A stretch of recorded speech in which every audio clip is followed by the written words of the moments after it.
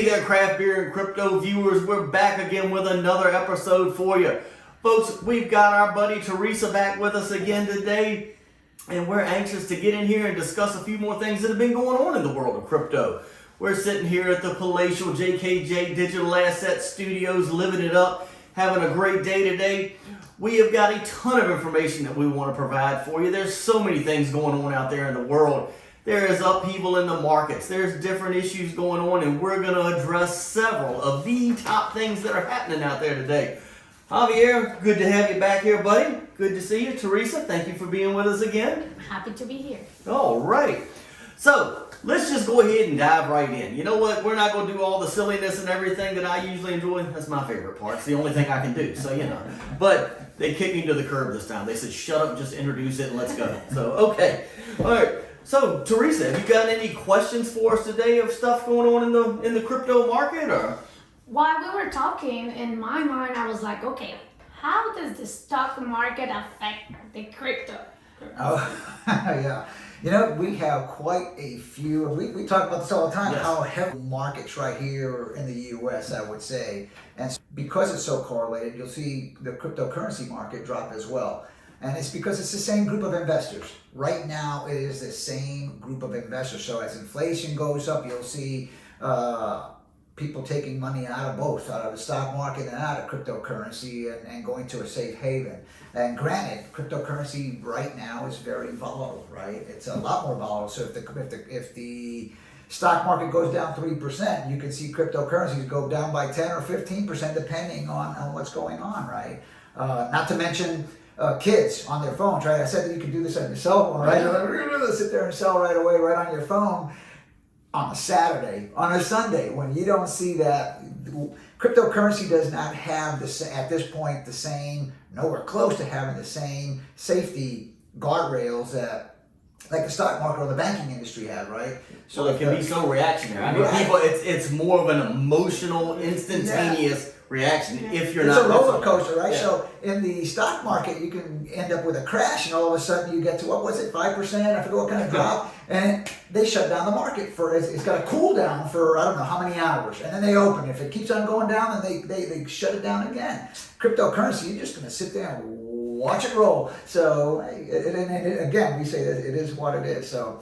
So when you ask for what's going on with and how does it work, it's just correlated at this moment.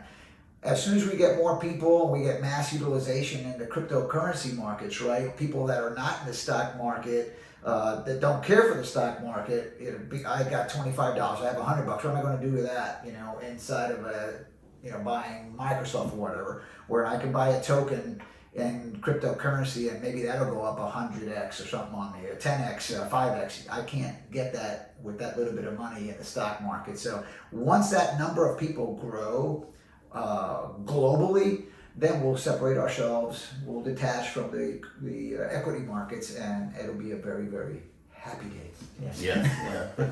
But yeah, right now, I mean, and it's funny because you're seeing a little bit of separation at times. Like you've seen what Bitcoin's done during the last little market dip. Bitcoin kind of accelerated a little bit. So I think you're starting to see the beginnings of that separation a little bit. I'm kind of hoping so. You've seen the stuff going on here in the U.S. lately, and I think, what was it, yesterday, the day before? OPEC just decided to take $1 million barrels a day off the market. What does that mean to us here in the United States, right, where we're so heavily dependent, again, on oil? It's very, very inflationary. So when the Fed is sitting back and saying, I won't get on my diatribe. People tend to do this, right? Okay, it's OPEC or this and that. They look at everything in a silo and in this own little tube. Nothing in this world operates all on its own. Everything there's cause and effect everywhere, right? Absolutely. You just can't sit there and print money away and decide that's not going to do anything. We know it's not going to do anything. We know based on inflation now, right? So OPEC's move, again, very, very inflationary, even though, CPI and everything, all the numbers we use don't have gasoline in it, right? Because we don't, that's not important. That's not real. That's not real inflation. Just because gas has gone up $1, that's not inflation. We're not trying to be something. It is. So gasoline prices are going to go up, and what's that mean to the U.S. to the the basic person, right? Is your gas goes up, now I have less money and then groceries get more expensive. So it's all tied in. So that's a big one. OPEC.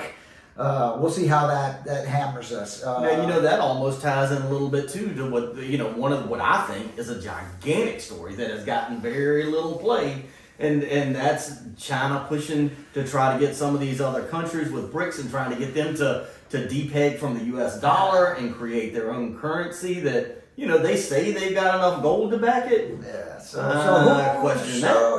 who's BRICS? If you haven't heard the term, right? BRICS is a couple of countries coming together, and I say a couple of countries, very huge ones here, right? So Brazil, Russia, India, Saudi Arabia, China, and South Africa. Those are the 5 players right now, and they want to create their own currency for trading. Obviously, right now, China and Brazil are already doing their own trading in their own currency. So what does that mean for the U.S. dollar? I'd ask you to go read a paper on reserve currency.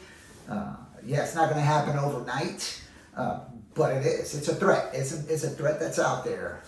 When you talk about a lot of U.S. dollars floating around going for trading purposes all over the world, what does that mean when all those dollars come back home? Right? Yeah. That's not a good thing. So, all right. Well, that gets deep. That gets deep quickly. If I go into that, I'll go into an area that I know very little about. I know enough to keep myself out of trouble, so I'll just shut up right now. Now, I heard a term the other day that I did not know what it was, and I know we talked about it a little bit. What the heck is choke point 2.0? And what was choke point 1.0? Because I missed that, I guess. Well, if you're a crypto hater, right?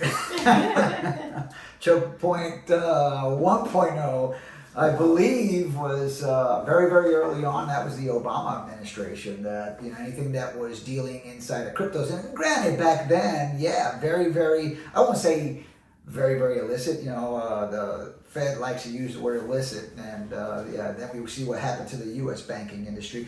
But so they decided anybody that was dealing in crypto, any kind of company that was here in the U.S., they were going to, in some way or the other, choke the cash out of them, right? So we're not going to allow you to get loans from any banks in the U.S. We won't allow investors to invest in you. So basically, they were choking the company. So it's a way to shut the company down without technically shutting the company down. So and now you have choke point 2.0, right? So, and I'm gonna just talk very, very briefly about the banking crisis that's going on right now, because it all seems like it all happened. I mean, the choke point 2.0 has been happening, right? But then we had this calamity here with U.S. banks, right? SVB, Silvergate, and we're talking about somewhere in the area that could quite possibly be $1 trillion worth of funds that are in trouble right now. So basically, banks went out and bought Tron, and you're thinking 100 cents to the dollar, and right now on their sheets, it's sitting as 70 cents to the dollar, right? And so you create a situation now where people feel like when SVB went down that they had to go pull their money out of the bank, and it makes a bank run, right? So if you 70 cents on the dollar, you definitely don't have the money to dish out and pay everybody their money. What do you think feel that was the question. I was like, is banking crisis over or what? No, it's not over. I would say it's far from over. The Fed opened up a looking here at bank term funding program. So they're lending money out to the banks now. And people say, hey, are we quantitative easing again? Well, not really. They're loaning money to the banks to cover that spread. And so if there's a bank, just to ensure people, hey, there's no reason to go do a run on the banks. Bank, yeah. So your money is safe. Yeah, your money is safe as long as you're in a big bank. I think some of these small banks, if they get themselves in trouble. I was ready to say that. Is my money safe in the bank, or I just start putting under my pillow? But that's what's somewhere? happening. That is exactly what's happening. That Yeah. takes me back to the choke point 2.0, right? It's exactly what's happening. People are taking their money out of the bank and they're saying, well, it's safer under my pillow. To keep it in here. But, you know, Right, yeah. just in retrospect, I mean, if you think about it, your bank's not paying you anything anyway. What's your bank paying you? Oh gosh, On 4% interest. interest. Yeah. So I'm not saying to take your money out of the bank. That's not what I'm saying. I'm not saying that. Don't put it in a coffee can in your backyard. But we JKJ did- Digital Assets offers no financial or banking advice. This podcast is strictly an opinion-driven and entertainment-only show. Good. Yes, they need to know. But Back to Javier. But there's a reason why Bitcoin went from about $20,000 plus a coin to 28,000, and it's kind of been up there trying to break that 30,000 level. Which, if it does, I think it's going to be a runaway. But again, choke point 2.0. So within a week of our banks running into trouble, a week or two, all of a sudden you got the SEC suing everybody. I mean, Coinbase, Kraken, Gemini, some of the safest exchanges in the U.S., right? And this on the heels of what appears to be XLR finally getting out from under the thumb of the SEC. Yeah. It's like the SEC has run out of things they can possibly sue them for, and now they turn around and they go, okay, well, we can't beat them. Let's go after this group. Right, so they basically went after everybody, and Binance is being sued. So what's going to happen is a lot of these companies are probably, hopefully not, but like Binance.us, I can see them just saying, okay, well, adios amigos, I'm out of here, right? So we're going to just be Binance. Binance.us is about 5% Of their company, yeah. of their company. So for them to lift up and say, hey, see ya, then we lose an exchange. So yes, choke point 2.0, that's how that works. And you got Senator Elizabeth Warren and her anti-crypto army out there. Luckily for all of us, it doesn't matter which side of the aisle you sit on. You could be Democrat, Republican. So many of us own crypto at this point that no matter what that little army decides to do, they can choke and they can make it difficult for people that are starting, and that's the danger, right? Yeah. People that are starting in cryptocurrency, they can make it difficult for them to get in. But they're not going to stop it. It's. I don't think they can stop it. Period. So, and we discuss, and we'll discuss this, and we've discussed this in later videos that we've already done, earlier videos that we've done. And as Teresa and I move to forward in some of the Spanish videos, we'll discuss how to stay safe, right, and how to play by the rules, right. You got to pay your taxes. If you make big money on this. We'll teach you where to go and how to pay your taxes and how to keep track of your earnings or your losses, right? So it's only fair. Because it's beneficial for both. So Yes. Well, Teresa, you got anything else that you wanted to discuss at this point, or I think I'm good. I'm really Okay. learning everything that you guys are saying. I'm really happy that I'm here, and I can't wait to keep hearing everything that you know. So just to make it clear to everybody, Teresa does not have her money under her pillow. It's in a bank. Still in the bank. No. But that's why I was asking the question if it was safe there. Otherwise, I will run there and get my money out and start putting it under my pillow. again, JKJ Digital Assets offers no financial or Oh well, hey, y'all, thanks for all of this. This has been a good, fun podcast to do. Hopefully, everybody out there got some information and enjoyed this. Make sure you get out there. Go visit us at jkjdigitalassets.com, JKJ Digital on Twitter. Hit us up on Facebook. Folks, we have absolutely enjoyed doing this for you again today. If you've got any questions, make sure you go to one of those sites and post them. We love to get questions and we love to address them. It gives us content that we can put out on the podcast that you want to see and you want to hear. So be active on those social media sites with us. Let us know what you think. Again, thank you for being with us. We've enjoyed it. And whatever you do, do it well. Take care. And don't forget to give us a like And subscribe. That's why she's here. That's